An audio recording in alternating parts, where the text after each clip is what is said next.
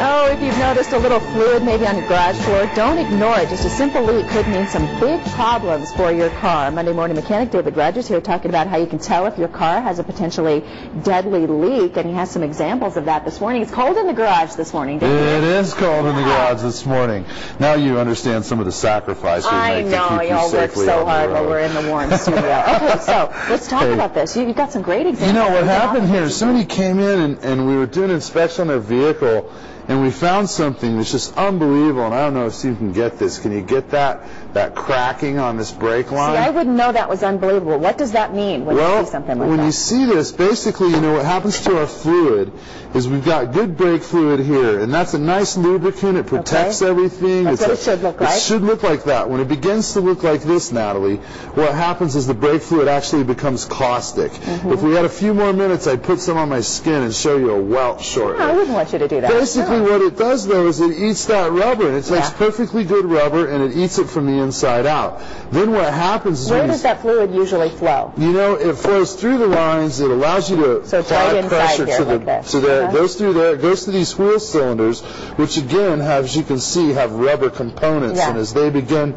to leak, we lose that hydraulic pressure. In other words, the ability to stop. So if it cracks like you just showed us, it would drip a little bit down, maybe onto your garage floor. Typically, you would start to notice a dripping. Brake fluid's hard to identify, again, because it's clear almost. And so on the floor, it just might look like water, but it might be a little slippery. Anytime you have any kind of a leak, it's critical that you get it inspected, because by the time that's dripping, you're losing pressure in those lines. This consumer could have easily been driving along, stepped on that pedal, and found nothing there and gone right through an intersection. How often do you have to check for something like this? You know, your vehicle should be inspected every time you have an oil change, and this is why we say... Every 3 months or so?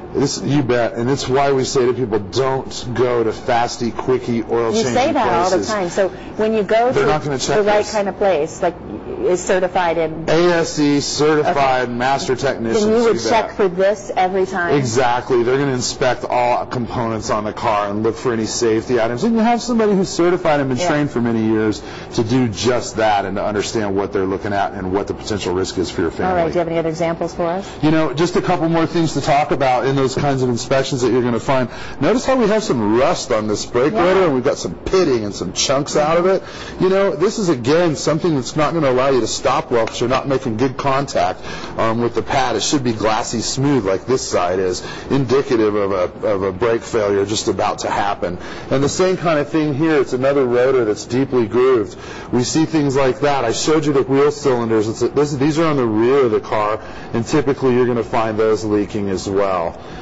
When these leak, they get fluid all over the brake system on the rear of the car, and then you can't stop again because everything's oily. The other more common leaks, a brake leak, like a power steering leak, what other kind of leaks Absolutely. might you see? You might see a transmission leak, and that could cost you thousands of dollars. Oil leaks. They used to tell you, just keep adding oil, it's okay. But it's not. You got to keep the pressure up. You bet. Thanks, as always, for the information. Thank you. Learn more every week.